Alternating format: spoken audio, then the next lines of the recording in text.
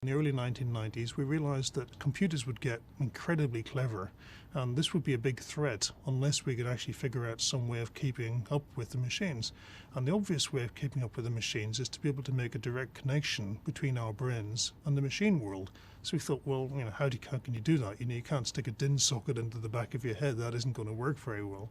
But then lots of people started talking about nanotechnology and self-replicating devices, and we thought, well, at some point in the distant future, say 2030, 2040, who knows, you should be able to get an injection into your arm with a few nanotechnology devices which would wander up to your brain and start connecting to every single neuron. And there's enough address space, and even in IP version 6, the internet addressing system, you can address signals to every single neuron individually in your brain. In fact, every neuron in the entire planet, everybody's brain, you can send signals to.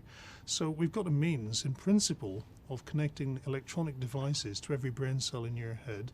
Therefore, you can take an exact replica of your brain. So I could have Ian Pearson Mark II living inside my PC in 2030, and I could have all of my thoughts backed up on there, all of my memories backed up. And if I get run down by a bus, it doesn't matter. It's not a career problem because I've got a backup on the network. So this is a wonderful concept for the future. We call it Soul Catcher, effectively capturing my entire mind and dumping it on a chip, well, notionally a chip, and I would have another existence in cyberspace.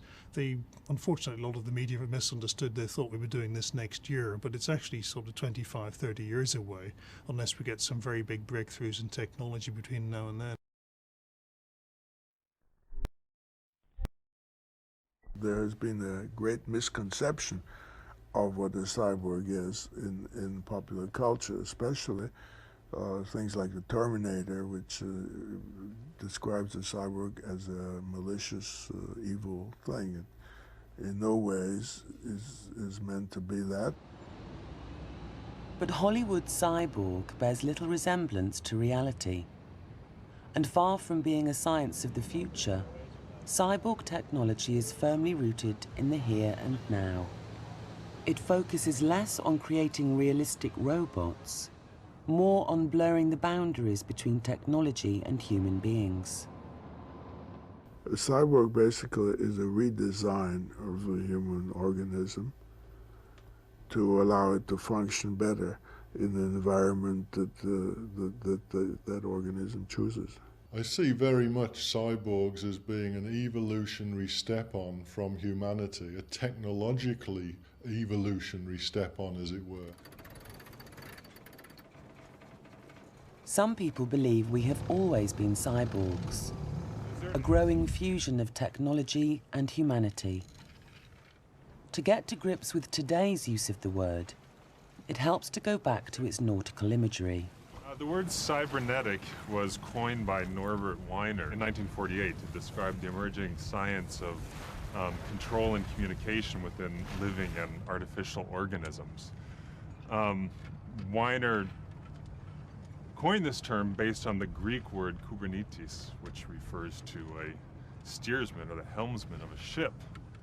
This verb also shows up later on as the word govern. Cybernetic systems are systems that are self-governing, self-communicating. They don't involve outside control.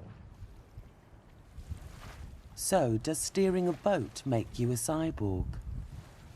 The body uses the boat to travel on water, and the boat takes the body beyond its natural capabilities. The body communicates with the boat responds. This blurring of boundaries between human and machine means together they are cyborg.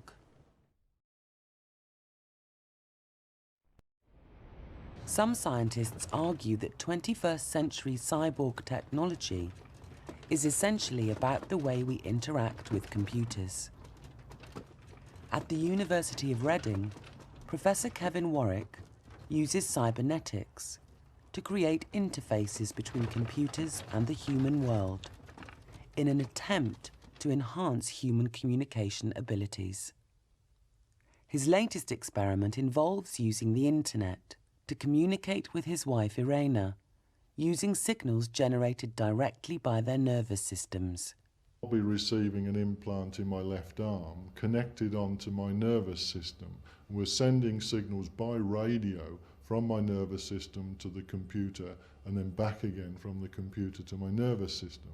And as long as everything goes okay, then I will have my implant as well. Exactly the same. And what we're looking to do is to send signals from my nervous system, potentially across the internet, down onto Irena's nervous system. And back again. Yeah, from Irena to me.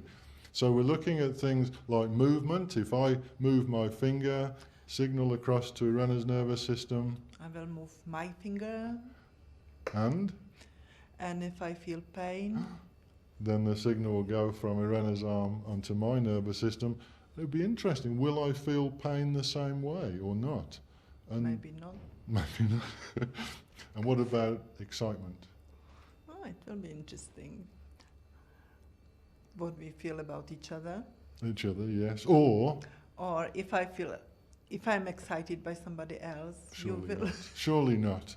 And some of those signals would appear on my nervous system. My feeling is that nothing changed, that I will be still a human being with my human feelings, but Kevin feels that something will change and that we will be the cyborgs. I want to stay human. I know.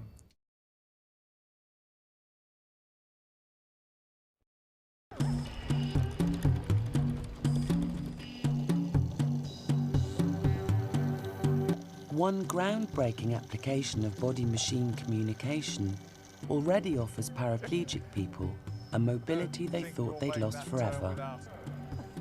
Julie, did we have a little accident? Professor Tim Perkins has developed a system which allows communication between the crank mechanism of the tricycle and a set of electrodes which stimulate nerves controlling some of the muscles in the lower limbs.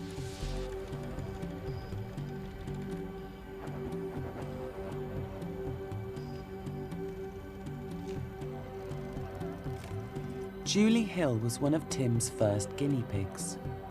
So far, she's the only person in the group to have implanted electrodes linked directly into her nervous system.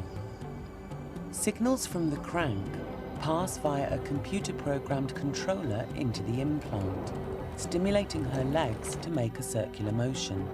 There's a line that runs back to this control box. This is her stimulation controller.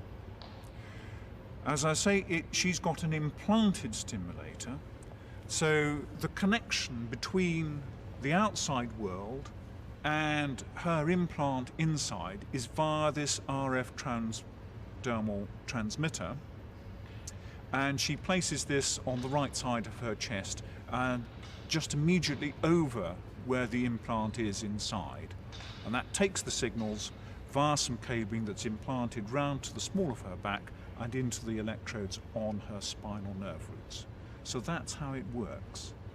All we've got to do really is to map out which nerve root corresponds to which set of muscles and measure over which angle of the cranks that the pedal force is actually positive. Because there's no point in doing it the other way around, otherwise the pedals would go backwards. And that wouldn't do, would it? It's good fun. It's very good for me. It's keeping me healthy and fit.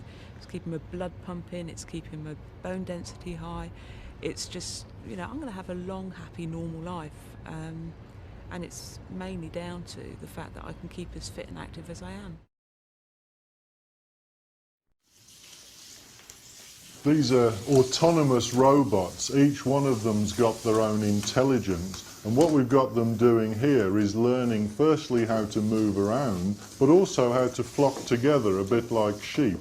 So they're learning that it's a good thing if they group together.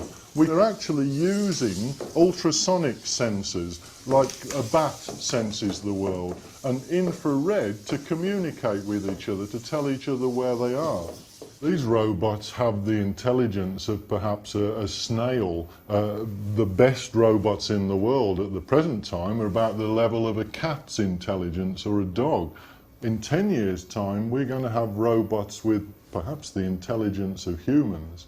We're looking within the next year or so to take information from ultrasonic, infrared sensors and feed it directly down onto the human nervous system.